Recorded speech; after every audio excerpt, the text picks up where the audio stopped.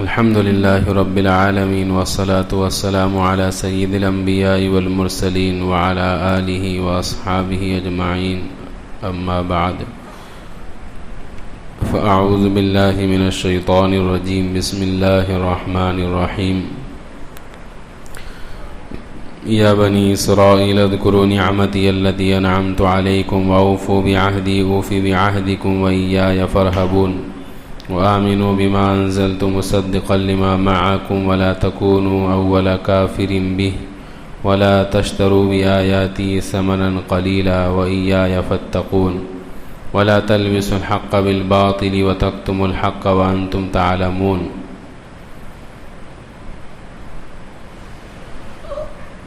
ترجمہ: اے بنی اسرائیل، میری ان نعمتوں کو یاد کرو جو میں نے تم پر کی ہے، اور مجھ سے کیے ہوئے وعدے کو پورا کرو، میں تم سے کیے ہوئے وعدے کو پورا کروں گا۔ وَإِيَّايَ فَارْهَبُونِ، اور تم لوگ مجھ ہی سے ڈرو۔ وَآمِنُوا بِمَا أَنزَلْتُ مُصَدِّقًا لِمَا مَعَكُمْ، اور اس چیز پر ایمان لے آؤ جو میں نے نازل کی ہے، یعنی قرآن پر، جو تمہاری کتاب یعنی تورات کی تصدیق کرنے والا ہے، اور تم اس کا سب سے پہلے انکار کرنے والے مت بنو۔ ولا تشتروا بآیاتی ثمنا قلیلا، اور تم میرے احکامات کے ذریعے میرے احکامات کو بیچ کر تھوڑی سی قیمت مت لو۔ وإیایا فاتقون، اور تم خاص مجھ ہی سے ڈرو۔ ولا تلبسوا الحق بالباطل، اور تم حق کو باطل کے ساتھ مت ملاؤ۔ وتکتموا الحق، اور تم حق کو مت چھپاؤ۔ وانتم تعلمون، اس حال میں کہ تم جانتے ہو۔ یہ سورہ بقرہ ہمارے سامنے اس کا مختصر انداز میں کچھ خلاصہ پیش کیا جا رہا ہے۔ سورت میں اللہ نے متقین، کافرین، منافقین کا بیان کیا، پھر یا ایھا الناس اعبدوا کے ذریعے اللہ نے ساری انسانیت کو خطاب کیا، سب کو توحید کی دعوت دی، رسالت کی دعوت دی، قیامت کو بیان کیا دلائل کی روشنی میں، تاکہ ساری انسانیت عبادت کرنے والی، آخرت کی تیاری کرنے والی بن جائے۔ پھر مزید اللہ نے اس پر اپنے احسانات اور انعامات گنائے کہ ہم نے تمہارے لیے کائنات بنائی، اور سب سے بڑا احسان یہ کیا کہ تمہیں وجود بخشا آدم علیہ السلام کے ذریعے۔ یہاں تک تو سب کو عام خطاب تھا، آخر میں اللہ نے پھر یوں فرمایا تھا جو ایمان لانے والے ہیں ان پر کوئی خوف نہیں ہوگا، غم نہیں ہوگا، جو انکار کرنے والے ہیں وہ ہمیشہ جہنم میں رہیں گے۔ یہاں تک اللہ نے عام خطاب کیا۔ پھر یا بنی اسرائیل اذکروا، جو پہلے پارے میں ہے، جو 40ویں آیت ہے سورہ بقرہ کی، یہاں سے لے کر پہلے پارے کے ختم تک اللہ تبارک و تعالی نے بنی اسرائیل ہی کا تذکرہ کیا ہے۔ یہ پہلا رکوع بنی اسرائیل، اس میں اللہ نے تحمید بیان کی ہے۔ اس کے بعد اگلا رکوع جو آئے گا یا بنی اسرائیل اذکروا نعمت اللہ، وہاں سے اللہ نے تفصیل بیان کی ہے، اس لیے کہ آپ صلی اللہ علیہ وسلم کو جس وقت نبی بنا کر بھیجا گیا تو دنیا کے اندر دو قسم کے لوگ تھے، خاص طور سے جہاں آپ کو بھیجا گیا۔ سب سے پہلے آپ مکۃ المکرمہ کے اندر نبی بنا کر مبعوث ہوئے، تو وہاں پر تو مشرکین کی جماعت تھی۔ آپ نے 13 سال وہاں محنت کی، لوگوں کو دین سمجھایا، توحید سمجھائی۔ پھر آپ کو ہجرت پر مجبور کیا گیا، آپ مدینہ تشریف لائے، تو مدینہ کے اندر جیسے مشرک لوگ آباد تھے، ایسے ہی مدینہ کے اندر یہود اور نصارہ یعنی عیسائی لوگ بھی آباد تھے۔ یہ سورہ بقرہ چونکہ مدینہ میں نازل ہوئی، اسی لیے اللہ نے شروع کے 4 رکوع کے اندر سب کو خطاب فرمانے کے بعد خاص طور سے بنی اسرائیل کو خطاب فرمایا، اس لیے کہ ایک قوم مشرک ہو گئی اور ایک قوم اہل کتاب، یہ 2 قومیں تھے حضور کے زمانے میں۔ تو اہل کتاب اس زمانے کی پڑھی لکھی قوم سمجھی جاتی تھی. یہودی اور عیسائی اس زمانے میں پڑھے لکھے لوگ سمجھے جاتے تھے بنسبت مشرک اور کافر لوگوں کے. اس لیے ان کا زیادہ حق بنتا تھا کہ اللہ نے ان کو علم بھی دیا تھا، سمجھ بھی دی تھی، اور ان کے پاس پرانے نبیوں کی کتابیں بھی تھیں، تو ان کا زیادہ حق تھا کہ یہ حضور پر ایمان لے آتے، تاکہ جو جاہل قسم کے لوگ تھے وہ جان لیتے کہ جب پڑھے لکھوں نے حضور کو نبی تسلیم کر لیا ہے تو پھر ہم کیوں نہ کریں. لیکن جو ہم نے کل بات عرض کی تھی، بنی اسرائیل منتظر تھے نبی کے، لیکن نبی اللہ نے بنی اسماعیل میں بھیج دیا بجائے بنی اسحاق کے. اس لیے حسد کی وجہ سے جاننے کے باوجود ان لوگوں نے حضور کی رسالت کا انکار کر دیا. اسی لیے اللہ نے اب بنی اسرائیل کو ان کی پچھلے وعدے، ان پر اللہ کے کیے ہوئے انعامات، ان سے لیے ہوئے وعدے یہ گنائے. چنانچہ خطاب بھی اللہ نے یوں فرمایا، یا بنی اسرائیل. بنی اسرائیل قوم کا نام ہے پوری. ہم سے پہلے جو قوم گزری ہے امت محمدیہ سے پہلے، یہ نام اس لیے پڑا کہ ابراہیم علیہ السلام، ہم کو پیچھے جانا پڑے گا تھوڑا سا بنی اسرائیل کو سمجھنے کے لیے. ابراہیم علیہ السلام کہ یہاں مشہور ابراہیم علیہ السلام کا قصہ کہ آپ کی جو پہلی بیوی تھی حضرت سارہ، ان سے آپ کو اولاد نہیں ہوئی، بعد میں ہوئی. بعد میں جو دوسری بیوی تھی آپ کی حضرت ہاجرہ، ان سے ولادت ہوئی حضرت اسماعیل علیہ السلام کی. انہی کو دیکھ کر حضرت سارہ نے دعا کیا. قرآن میں اس کا تذکرہ ہے، وَبَشَّرْنَاهُ بِإِسْحَاقَ نَبِيًّا مِّنَ الصَّالِحِينَ، کہ ہم نے پھر ابراہیم کو خوشخبری سنا دی اسحاق کی کہ جو نبی بھی ہوں گے اور نیک بھی ہوں گے. اسحاق پیدا ہوئے حضرت ابراہیم علیہ السلام کے ہاں. یہ دو بیویوں کا تذکرہ تو قرآن میں ملتا ہے. ابراہیم علیہ السلام کی ایک تیسری بیوی بھی تھی جس کا نام ہے قطورہ، جن کا تذکرہ تاریخ اور تفسیر کی کتابوں میں ملتا ہے. وہ اسحاق علیہ السلام کے یہاں آگے چل کر قرآن میں خود کہا ہے کہ ہم نے اسحاق کے بعد یعقوب کی بھی خوشخبری سنائی آپ کو. تو اسحاق علیہ السلام کے یہاں پھر پہلے تو 40 سال تک کوئی اولاد نہیں پیدا ہوئی. وقت کے نبی تھے، اللہ سے دعا کرنے لگے، تشخیص ہوئی، پتہ چلا کہ عورت بانجھ ہے. اللہ سے دعا کی اسحاق علیہ السلام نے، تو اللہ نے بیک وقت جڑوا 2 اولادیں دی. پہلے جو پیدا ہوئے ان کا نام رکھا عیس، اور دوسرے نمبر پر جو پیدا ہوئے ان کا نام رکھا یعقوب. یعقوب عقب سے ماخوذ ہے جس کے معنی آتے ہیں پچھلے حصے کے. تو یہ بعد میں پیدا ہوئے تھے جڑوا بچے، لیکن یہ بعد میں پیدا ہوئے، اس لیے ان کا نام رکھا یعقوب. قصہ تو بڑا تفصیلی ہے، ہم اس کو مختصر کر دیتے ہیں. اور پھر اسحاق علیہ السلام کی 2 اولاد، باپ کو زیادہ محبوب تھے حضرت عیس، اور ماں کو زیادہ محبوب تھے، یعنی ماں کے لاڈلے تھے یعقوب. زمانہ گزر گیا، دونوں بچے جوان ہو گئے. اسحاق علیہ السلام کی بینائی کمزور ہو گئی، بڑھاپے کی عمر کو پہنچ گئے. ایک مرتبہ کا تذکرہ ہے، کہنے لگے، عیس سے کہنے لگے کہ مجھے کھانے کی طلب ہے، شکار کر لاؤ، میں تمہیں ایک دعا دوں گا. ان سے محبت تھی، ماں گھر میں موجود تھی، اس نے سن لیا. بڑا بیٹا شکار کے لیے گیا. ماں نے یہ کیا کہ چھوٹے بچے سے کہا کہ تیرے پاس جو بکریاں ہیں انہی میں سے 2 عمدہ بکریوں کو ذبح کر اور اس کو اچھے سے تیار کر، اور عیس والا لباس پہن لے، اور اسحاق علیہ السلام کی خدمت میں کھانا لے کر حاضر ہو جا. وہ جو دعا مقبول ملنے والی ہے، میں چاہتی ہوں کہ بڑے کے بجائے تجھے مل جائے. معلوم تھا اپنے شوہر کا، یقین تھا کہ نبی ہے تو دعا قبول ہوگی. چنانچہ یعقوب علیہ السلام بڑے بھائی کا لباس پہن کر باپ کی خدمت میں حاضر ہوئے، کھانا پیش کیا، خدمت کی. باپ نے دعا دی کہ اللہ تیرے خاندان میں نبوت کا سلسلہ چلائے. دعا قبول ہو گئی. تھوڑی دیر کے بعد بڑا بیٹا آیا. کھانا لے کر. تو باپ نے کہا ابھی تو میں نے کھانا کھایا. کہ تو کون ہے؟ کہ فرمایا میں عیس ہوں. تو پہلے کون تھا؟ کہ پہلے یعقوب تھے، کہ دعا تو ان کو لگ چکی، قبول ہو چکی. تو عیس تھوڑے سے ناراض ہوئے. تو اسحاق علیہ السلام نے کہا کہ تیرے لیے بھی ایک دعا ہے، وہ یہ ہے کہ تیرے خاندان میں بادشاہت ہوگی، اللہ تجھے مال زیادہ دے گا.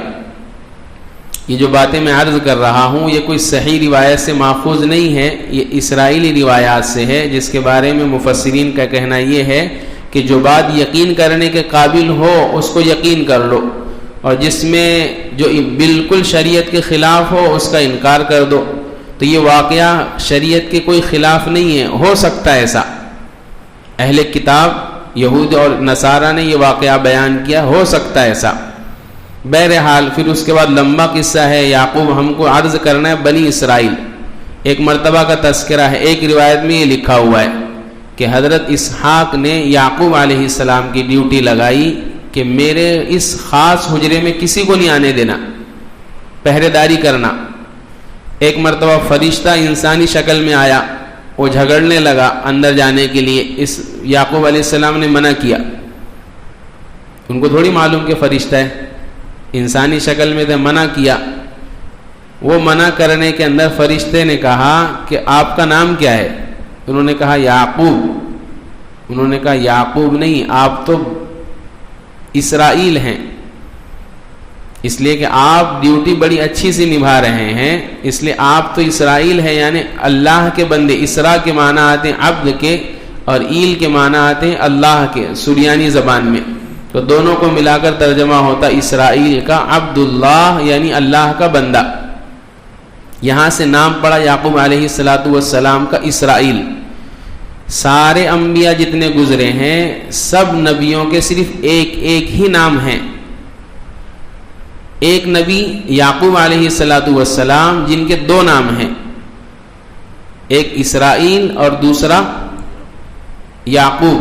اور حضرت محمد صلی اللہ علیہ وسلم کی صرف خاصیت یہ ہے کہ آپ کو اللہ نے قرآن میں کئی ناموں سے پکارا، طٰہٰ، یاسین، محمد، مزمل، مدثر. تو حضور کے کئی نام ہیں. اس کے علاوہ سوائے یعقوب کے دو نام ہیں، اور کسی نام نبی کے دو نام نہیں ہیں، سب کے ایک ہی نام ہیں. تو یہ بنی اسرائیل، یہ تھا اسرائیل. یعقوب علیہ السلام کا نام پڑا. پھر ایک روایت میں یہ لکھا ہوا ہے کہ وہ بڑے بیٹے سے ناراضگی کی وجہ سے ماں نے یعقوب کو ماموں کے یہاں بھیج دیا. ایک روایت میں ہے کہ بڑے نے قسم کھا لیا تھا کہ دعا مجھے لگنے والی تھی وہ تم نے لے لی، اب میں تمہیں نہیں چھوڑوں گا. تو ماں نے کہا کہ تم ماموں کے یہاں چلے جاؤ. ماموں کے یہاں لاڑ زیادہ ہوتا نا، نانی کے یہاں، وہاں چلے جاؤ. چنانچہ یعقوب علیہ السلام وہاں چلے گئے، وہیں رہے، وہیں جوان ہوئے، بالغ ہوئے، وہیں نکاح ہوا اور کئی نکاح ہوئے. ایک روایت میں ماموں کی ہی 5 لڑکیوں سے ایک کا انتقال ہو جاتا، دوسری سے نکاح، پھر تیسری سے نکاح. جیسے جیسے انتقال ہوتے جاتا پہلی بیوی کا دوسرا نکاح کرتے جاتے. تو کئی نکاح یعقوب علیہ السلام کے ہوئے، جن کے ذریعے، اور کچھ بانیاں بھی تھیں، بانیوں کا زمانہ تھا، جن کے ذریعے آپ کی کل اولاد وجود میں آئی 12. کتنی؟ 12، جس کو قرآن میں جگہ جگہ تذکرہ کیا اللہ نے. وہ 12 اولاد کو قرآن کی اصطلاح میں بنی اسرائیل کہا جاتا ہے، اس لیے کہ آگے چل کے جو سلسلہ چلا ہے نبوت کا، بنی اسرائیل کی بڑھنے کا، وہ انہی 12 لوگوں سے چلا ہے. اور وہ دعا یعقوب کے حق میں ایسی قبول ہوئی کہ یعقوب علیہ السلام سے لے کر عیسیٰ علیہ السلام تک بنی اسرائیل کے اندر 4000 نبی گزرے ہیں. کتنے انبیاء؟ 4000. جو خلافت کا مسئلہ چل رہا تھا نا کہ ہم زمین میں خلیفہ بنائیں گے، وہ خلافت عام تھی. اللہ نے آدم علیہ السلام سے لے کر حضرت ابراہیم تک مختلف قوموں میں الگ الگ جگہ وہ خلافت چلائی. اس کے بعد یعقوب علیہ السلام سے لے کر حضرت عیسیٰ تک ایک ہی خاندان میں چلائی بنی اسرائیل کے اندر. اللہ کو اس خاندان سے، اس قوم سے اتنی محبت تھی کہ 4000 انبیاء علیہم السلام بنی اسرائیل میں اللہ نے مبعوث فرمائے. تو ان کے ایک عروج کا زمانہ تھا. اللہ کے احکامات پر عمل کرنے کا، اللہ کو راضی اور خوش کرنے کا، تو اللہ نے خوب ترقیات دی ان کو. لیکن دھیرے دھیرے حضرت عیسیٰ علیہ السلام کے زمانے تک یہ تنزلی کی انتہا کو پہنچ گئے تھے. ہر چیز میں گراوٹ، اعمال خراب، اخلاق خراب، جس کو قرآن نے کئی جگہ الگ الگ انداز میں ذکر کیا. تو اب اللہ اس پارے کے اندر سورہ بقرہ میں بنی اسرائیل کو خاص طور سے خطاب فرماتے ہیں، اس لیے کہ جہاں یہ آیتیں نازل ہو رہی تھی مدینہ میں، وہاں حضور کے سامنے مشرک لوگوں کے علاوہ نصارہ بھی تھے، اور اللہ یہ چاہتے تھے کہ یہ نصارہ حضور پر، یہودی حضور پر ایمان لے آئے، تاکہ دوسرے لوگ جو غیر اہل کتاب ہے، جو مشرک ہے، ان کو دیکھ کر وہ بھی اسلام میں داخل ہو جائے. چنانچہ اللہ نے یاد دلا، یا بنی اسرائیل اذکروا نعمتی التی انعمت علیکم، او بنی اسرائیل میری ان نعمتوں کو یاد تو کرو جو میں نے تم پر کی ہے. وہ نعمتیں کیا تھی؟ وہ نعمتیں اگر ہم اس کو دو لفظوں میں بیان کریں تو نمبر 1 نبوت اور نمبر 2 بادشاہت. نبوت چلی حضرت یعقوب علیہ السلام کی خاندان میں، اور بادشاہت چلی حضرت عیسی ان کی خاندان میں، اور ایک نبی بھی گزرے حضرت ایوب علیہ السلام، وہ حضرت عیسی کی خاندان سے. اور حضرت ذوالقرنین کا جو واقعہ ہے قرآن میں، جس کو بعض مفسرین نے بادشاہ وقت قرار دیا، یعنی بڑا بادشاہ، بعض نے نبی قرار دیا. وَيَسْأَلُونَكَ عَنْ ذِي الْقَرْنَيْنِ جو تذکرہ ہے، وہ ذوالقرنین بڑا بادشاہ جس نے لگ بھگ پوری دنیا پر حکومت کی، وہ حضرت عیسی کی خاندان میں سے. تو اللہ نے یہ بڑے انعامات پوری دنیا کے اندر جتنی قومیں آباد تھیں ان پر زور چلتا تھا بنی اسرائیل کا، ڈنکا بجتا تھا بنی اسرائیل کا. قومیں اور بھی تھی، جیسے ہندو قوم بھی تھی، یہ اپنے بات کی تھوڑی، اپنے سے پہلے کی قوم ہے نا. ہندو قوم بھی تھی دنیا کے اندر اور دوسری قومیں بھی تھی، لیکن ڈنکا بجتا تھا پوری دنیا میں بنی اسرائیل کا. لوگ بھی عزت کی نگاہ سے دیکھتے تھے کہ یہ نبیوں والے لوگ ہیں، خاندانی لوگ ہیں، علم والے لوگ ہیں. اللہ وہ کہہ رہے ہیں کہ میری ان نعمتوں کو یاد کرو جو میں نے تمہیں دی ہے.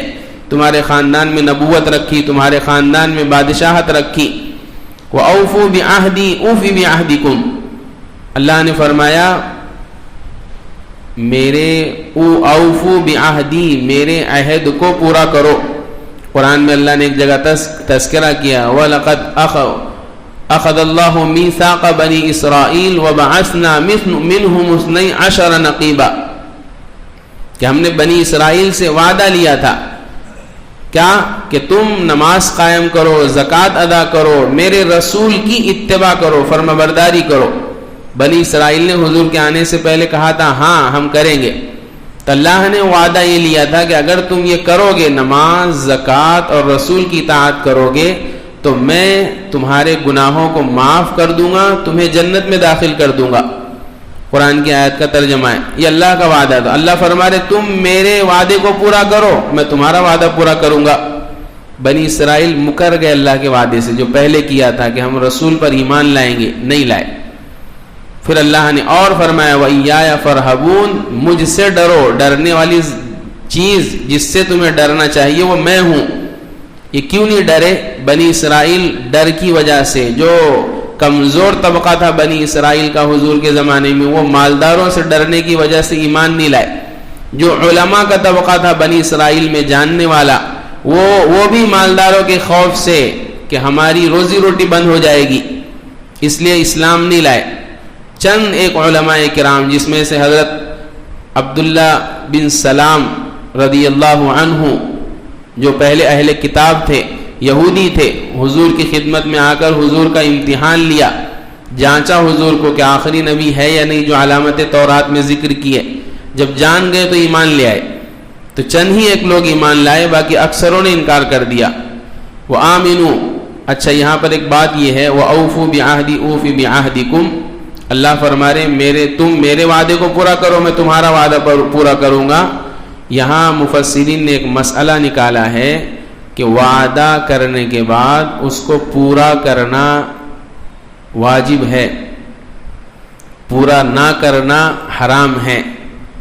کسی سے عہد کر لو، کوئی معاہدہ کر لو، اگر وہ شریعت کی خلاف ورزی نہیں ہے تو وہ معاہدہ چاہے تمہارا مسلمان سے ہو یا غیر مسلم سے ہو، جس سے بھی ہو، اس کو ہر حال میں پورا کرنے کی کوشش کرو، یہ واجب ہے۔ اور نہیں کرو گے تو گناہ ہے، بڑا گناہ، گناہ کبیرہ ہے، حرام ہے۔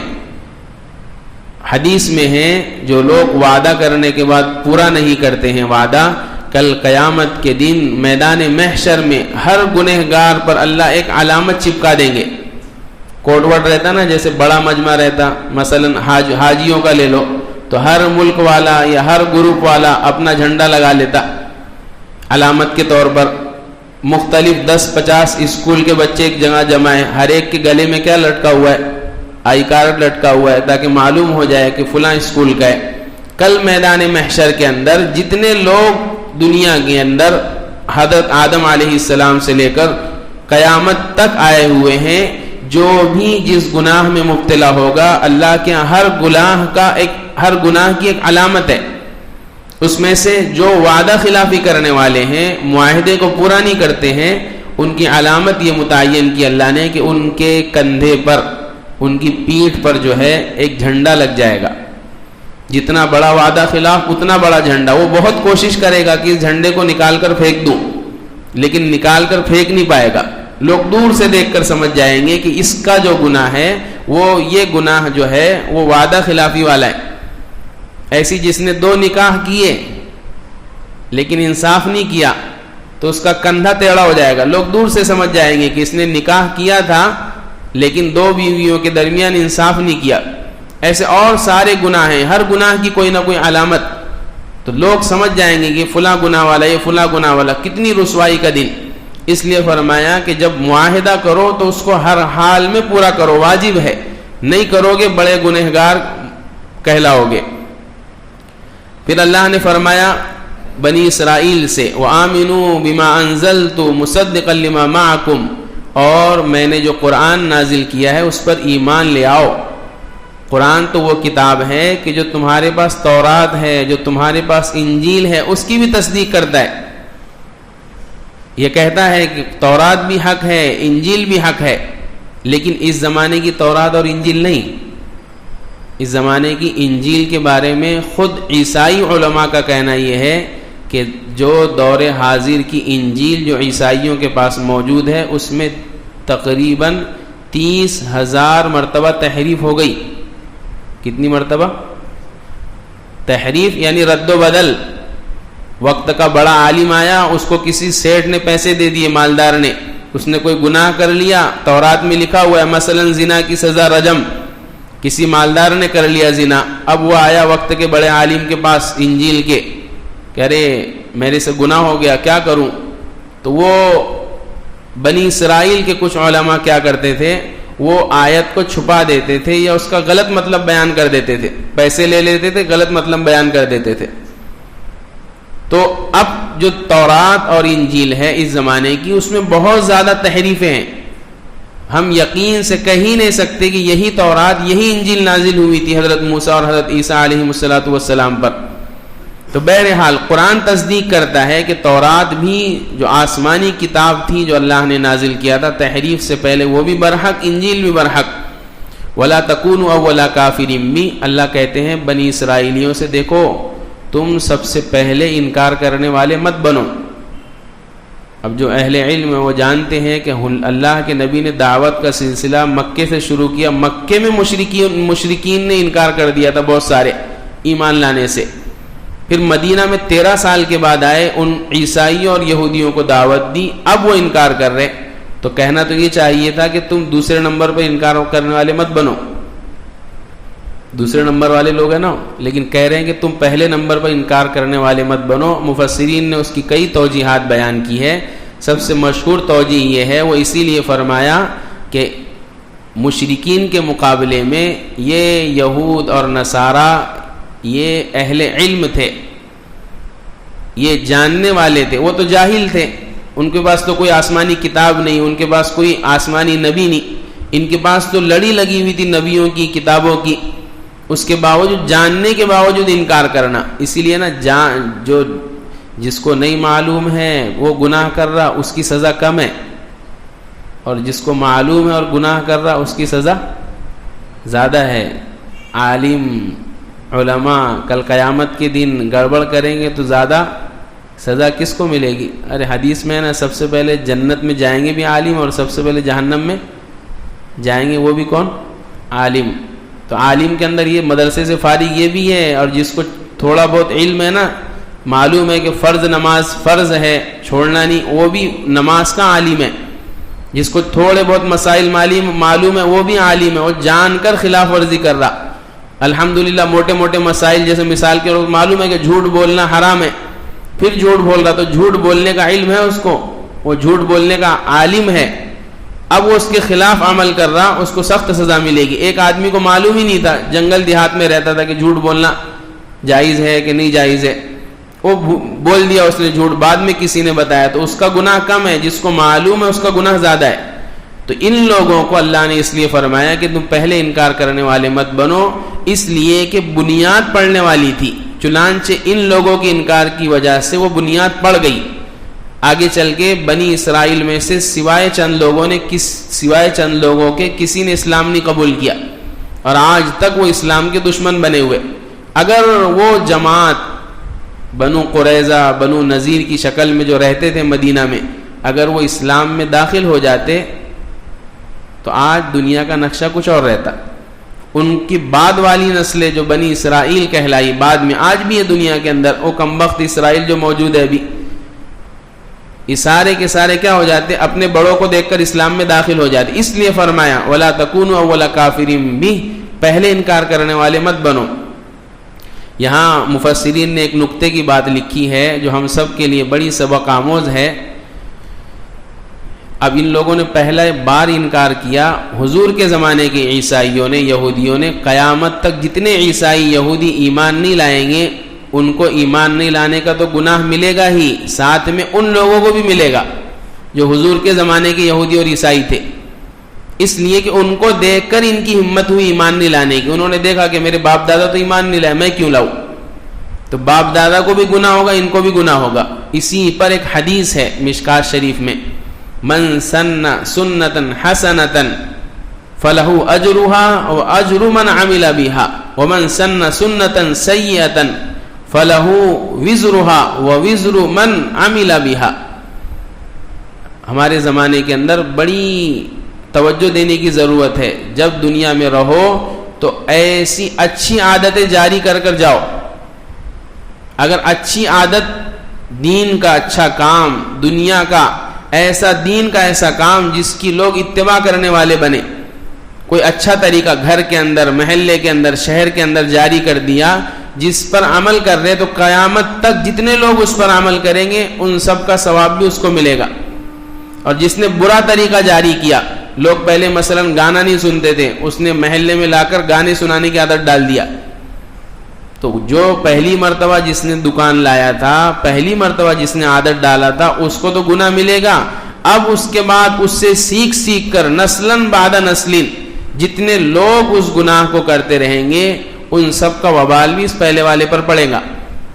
اس لیے غور کرنے کی بات رہتی، ہر آدمی یہ فکر کرے کہ میری ذات سے، میرے گھر میں، میرے خاندان میں، میرے محلے میں اچھی چیزیں جاری ہوں، تاکہ اس کا ثواب مجھے ملے، قیامت تک ملتے رہے جتنے لوگ عمل کرتے رہیں گے اس پر، اور میرے ذریعے سے برا طریقہ جاری نہ ہو. وَلَا تَشْتَرُوا بِآيَاتِي ثَمَنًا قَلِيلًا وَإِيَّايَ فَاتَّقُونَ. پھر اللہ نے فرمایا بنی اسرائیل سے کہ دیکھو میری آیات بیچ کر معمولی سی قیمت مت لو. یہ آیات بیچنے کا مطلب ہی ہے جو ہم نے عرض کیا کہ وہ کیا کرتے تھے، تورات میں، انجیل میں تحریف کر دیتے تھے. کیوں؟ اس زمانے کے مالدار تھوڑا سا پیسہ دیتے تھے. آج بھی وہ تو اللہ نے قرآن کی حفاظت کا ذمہ لے لیا. لوگ بولتے نا علماء لڑ رہے، بہت اتنے مسلک ہو گئے، کہاں جانا ہم نے، کس کو صحیح ماننا.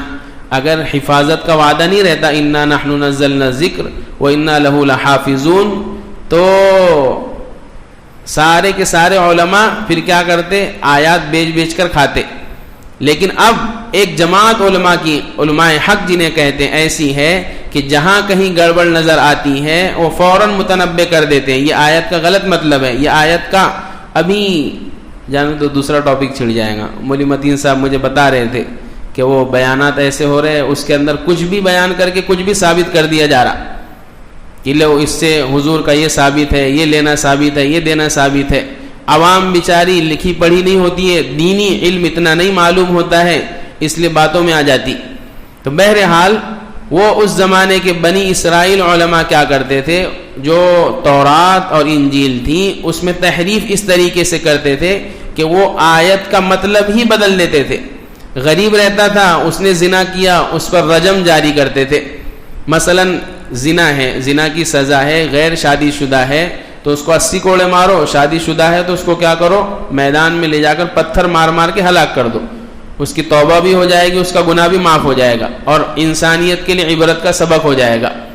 بنی اسرائیل میں ایک مالدار نے گناہ کیا زنا کا، علماء کے پاس آیا مقدمہ کیا کیا جائے. تو انہوں نے دیکھا کہ ارے یار یہ تو میرا خرچہ چلاتے تھے، اب یہ اگر ہلاک ہو جائیں گے رجم میں تو کیا چلے گا. انہوں نے کہا کہ ایک کام کرو، گدھے پر بیٹھاؤ، منہ کالا کرو اور گھما دو پورے شہر میں، تمہاری سزا یہی ہے. وہ پڑھے لکھے نہیں رہتے تھے، تورات میں کیا لکھا ہوا ہے کہ ہاں اس کا مطلب یہی ہے، بس تمہارے حق میں ہی چلے گا. چنانچہ اس کو تو کیا کر دیا، گدھے پر بیٹھا کر منہ کالا کر کے شہر میں گھما دیا، اس کی سزا اس طریقے سے معاف کرا دی. اور ایک غریب نے زنا کیا، اس کو بلایا، اس کا مقدمہ آیا تو اس سے کہا کہ نہیں گدھے سے کام نہیں چلے گا تمہارا، پھر کیا کرنا پڑے گا کہ اس کو پکڑو، میدان میں لے جاؤ، رجم کرو. اس کو رجم کر کے مار کر ہلاک کر دیتے تھے. یہ اس کو بولتے تحریف. کہیں ہمارے یہاں بھی لوگوں کو شکایت رہتی نا کہ مولوی صاحب کیا کرتے، مولوی صاحب کے پاس الگ الگ جو ہے پیمانے ہیں، کس کے بہت سے لوگوں کو شکایت رہتی. تو وہ پیمانے دو طریقے کے رہتے. کبھی کبھی سیرت کا علم نہ ہونے کی وجہ سے ہم سمجھ نہیں پاتے علماء کے مسائل. جیسے حضور کے پاس ایک آدمی آیا، یوں کہنے لگا یا رسول اللہ روزہ ہے، بیوی کے قریب جا سکتا ہوں، بوس و کنار کر سکتا ہوں؟ حضور نے فرمایا نہیں. دوسرا آیا یا رسول اللہ روزہ ہے، بیوی کے پاس جا سکتا ہوں، لیٹ سکتا ہوں؟ حضور نے فرمایا ہو. اب یہاں جو اپنے جو بولتے نا اپن بعض مرتبہ کہ ارے مولوی صاحب دو مسئلے بتا رہے، ایک کو ہاؤ بولے ایک کو نہیں بولے. اب آپ تحقیق کریں گے تو پتہ چلے گا جس کو ہاؤ بولے تھے وہ تھے بڑے میاں. وہ کیا تھے؟ بزرگ تھے. ان کو معلوم ہے کہ یہ روزے میں اگر بیوی کے قریب لیٹیں گے بھی تو گڑبڑ نہیں کریں گے کچھ بھی، بس لیٹیں گے صرف. اور جوان کو کہا تھا کہ نہیں لیٹنا بھی نہیں، بوسو کنار نہیں کرنا. معلوم تھا کہ اگر یہ بوسو کنار کرے گا تو بات آگے تک چلے جائے گی، روزہ ہی فاسد کر دے گا، اس لیے منع کر دیے. تو کبھی کبھی جو علماء حق رہتے وہ اس طریقے سے مسئلہ دیکھ کر قرآن اور حدیث کی روشنی میں بیان کرتے ہیں. تو بہرحال تو قرآن یہ کہتا ہے وَلَا تَشْتَرُوا بِآيَاتِي ثَمَنًا قَلِيلًا، کہ دیکھو خاص طور سے علماء یہود اور نصارہ سے کہ تم میرے احکامات کو بیچ کر تھوڑی سی رقم مت کماؤ. متاع قلیل کہا ہے. پوری دنیا، امبانی اڈانی اور پوری دنیا میں جتنے مالدار ہیں سب کا پیسہ ایک جگہ جمع کرو، جتنے خزانے چھپے ہوئے سب ایک جگہ جمع کرو، اور کائنات کی جتنی قیمتی چیزیں جمع ہے وہ سب ایک جگہ جمع کرو. ان سب کو اللہ کہتے ہیں متاع قلیل، معمولی سا ہی ہے. آخرت ایک سبحان اللہ کے بقدر بھی اس کی قیمت نہیں. یعنی یہ سب دنیا خرچہ کر کے اتنا بھی نہیں ملے گا تم کو جتنا اللہ نے ایک سبحان اللہ میں ثواب رکھا. سلیمان علیہ السلام ایک مرتبہ تخت پر اڑ رہے، اللہ نے دیا تھا ان کو، تو نیچے سے ایک آدمی نے دیکھا اور یوں کہا سبحان اللہ. ان کو آواز پہنچ گئی، انہوں نے تخت سے نیچے اترا اور اس سے کہا کہ کیا کہہ رہے تھے. وہ ڈر گیا کہ بادشاہ نے سن لی ہے، اب میری خیر نہیں. تو وہ ڈر گئے کہ میں نے سبحان اللہ بولا، کہیں یہ ناراض تو نہیں ہو گئے.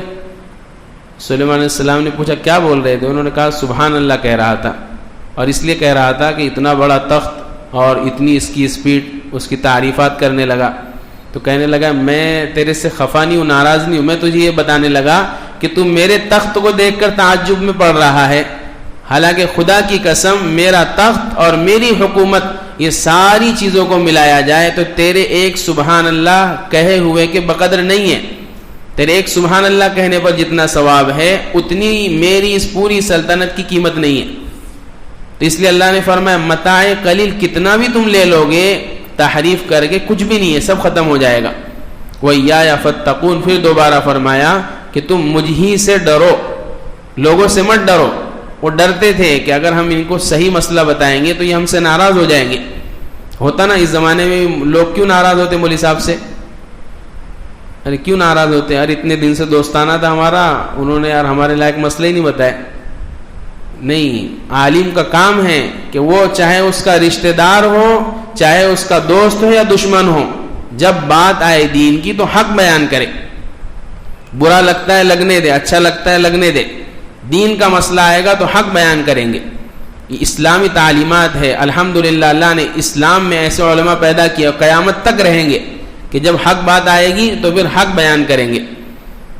وَلَا تَلْبِسُوا الْحَقَّ بِالْبَاطِلِ وَتَكْتُمُوا الْحَقَّ وَأَنْتُمْ تَعْلَمُونَ، فرمایا حق کو باطل کے ساتھ مت ملاؤ اور حق کو مت چھپاؤ۔ اس کی تفسیر یہی ہے کہ حق کو باطل کے ساتھ، حق یہ تھا کہ مثلا زنا کی سزا دلوانا تھا، اس کو چھپا دیا، کچھ اور ظاہر کر دیا۔ اور حق کو چھپانے کی تفسیر یہ بھی ہے کہ حضور صلی اللہ علیہ وسلم کے یہ لوگ اوصاف، نام سب جانتے تھے، بلکہ ایک تاریخی روایت میں ہے کہ مدینہ میں یہودی اور عیسائی لوگ آ کر بسے ہی تھے اس لیے کہ ان کے کتاب میں کسی نے لکھا تھا، ان کو کسی عالم نے بتلایا تھا کہ آخری نبی یہاں آنے والے ہیں یثرب میں، اس لیے وہ آ کر بس گئے تھے وہاں پر۔ ابو ایوب انصاری رضی اللہ عنہ انہی کے خاندان میں سے تھے۔ وہ وقت کا جو عالم تھا، اس نے وہ مکان جو بنایا تھا، جو ابو ایوب انصاری کی وراثت میں آیا تھا، وہ اسی معلوم تھا کہ آخری نبی یہاں آنے والے، لیکن اس کے باوجود جب آئے تو انکار کر دیا۔ لوگ پوچھتے تھے کہ بتلاؤ محمد صحیح ہے کہ غلط، تو وہ حق چھپا لیتے تھے، معلوم تھا کہ حق ہے، اس کے باوجود کہتے تھے نہیں نعوذ باللہ یہ نبی نہیں ہے۔ قرآن نے اس کو کہا وَتَكْتُمُ الْحَقَّ وَأَنْتُمْ تَعْلَمُونَ، تم حق کو چھپاتے ہو حالانکہ تمہیں معلوم ہے کیا صحیح ہے کیا غلط ہے۔ تو یہ بنی اسرائیل کی کچھ موٹی موٹی خرابیاں تھیں۔ کل ہم انشاءاللہ ایک حدیث عرض کریں گے۔ اللہ کے نبی نے فرمایا ہے کہ میری امت بنی اسرائیل یہ دونوں گناہ کے اندر، خرابی کے اندر برابر ہو جائیں گی۔ یہ وقت وہ ہے جو ہو گئی برابر، اس کی تفصیل انشاءاللہ ہمارے سامنے آئندہ کبھی آئے گی۔ اللہ سے دعا ہے کہ اللہ ہم سب کو دین حق پر عمل کرنے کی توفیق عطا فرمائے۔ سبحان اللہ بحمدہ، سبحانک اللہم بحمدک، ونشہد ان لا الہ الا انت نستغفرک۔ سبحان ربک رب العزۃ عما یصفون، وسلام علی المرسلین، والحمد للہ۔